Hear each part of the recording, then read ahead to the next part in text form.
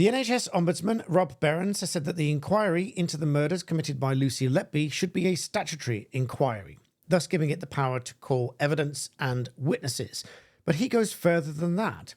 But will the Secretary of State heed that suggestion and warning? Let's take a closer look.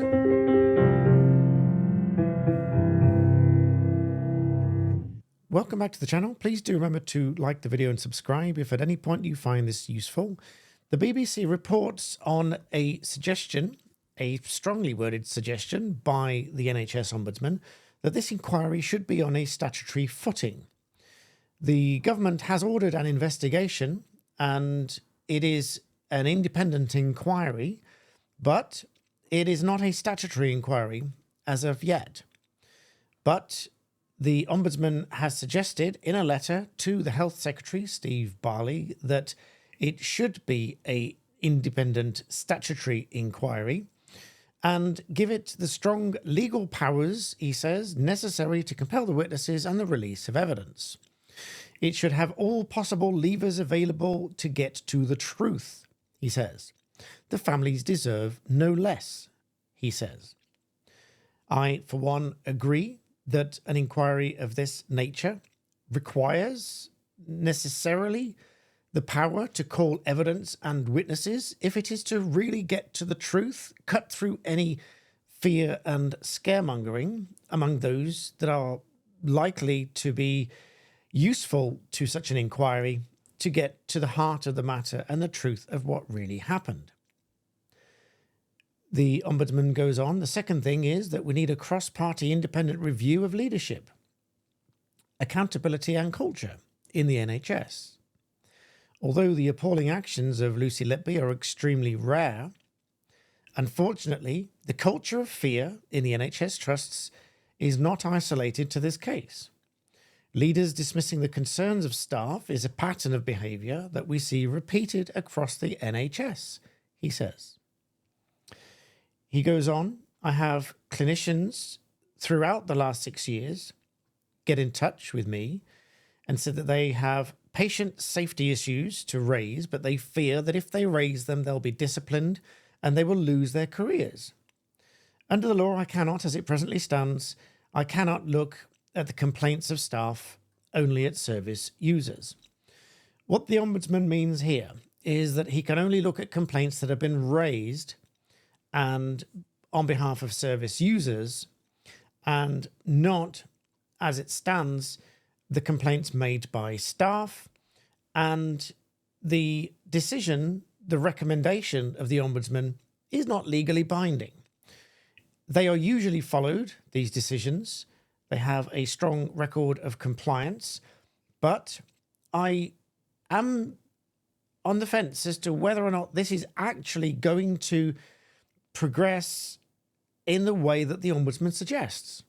I firmly support it. I firmly believe that it should be a statutory inquiry. Hopefully you, with all respect to members of the public watching, now understand the difference between an independent inquiry and a statutory inquiry. They might sound the same if you've never come across them before and ever had a need to understand the difference. But an independent inquiry does not have the power to call upon evidence and witnesses to come and tell the inquiry precisely what has happened. But as the Ombudsman put here, there's clearly a whole range of questions that have been raised by this case. And speaking to broadcasters, the Health Secretary said that the Prime Minister had already stated that the government would ensure that the legal framework for the inquiry has the full confidence of the families affected. Now, on behalf of those families, I might suggest that full confidence would be assured by this being a statutory inquiry to call evidence and witnesses. After all, this was a 10-month trial to convict Lucy Letby. There's been a lot of talk online, a lot of debate online as to whether this was the correct verdict, whether the jury got it wrong. But as I've said in a previous video, unless you were on that jury and heard all of the evidence for 10 months, you are not best placed to judge that or second guess that. I'm not saying you're wrong by any means. Juries do get it wrong. Equally, I've done videos where people have been released from prison many years after being convicted and spent those years in prison, and then to be found to have been innocent all along.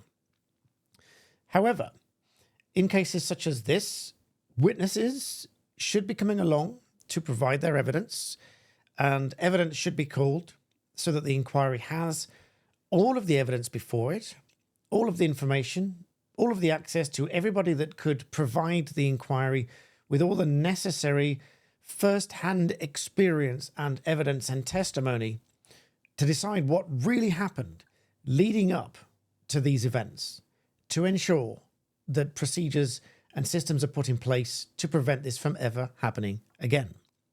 And of course, to determine whether or not anyone else is responsible, should be held responsible, and whether there are any further inquiries.